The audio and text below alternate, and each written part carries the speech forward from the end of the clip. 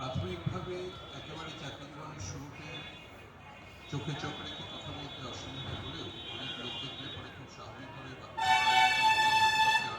কথা বলার সময়, কিন্তু তারপরে দীর্ঘদিনের বদভ্যাসে যেহেতু পেশাটাতে থেকেই যাওয়া হলো, তারপরে আরো কিছু লোক থাকলে পরে তাহলে কথা বলার সময় এক ধরনের একটা বলা যেতে পারে যোগাযোগ, সেটা কিছুটা ভাবভঙ্গির যোগাযোগ, কারো দিকে তাকিয়ে কথা বলা যায়, তখন বক্তব্য এক ধরনের একটা প্রাণ আনার একটা চেষ্টা করা যায়। এটা এখানে আমি কথাটা বানাতে হচ্ছে না। তো বিড়ম্বনাটা আমাদের সকলেরই। আগেই বলে রাখি যে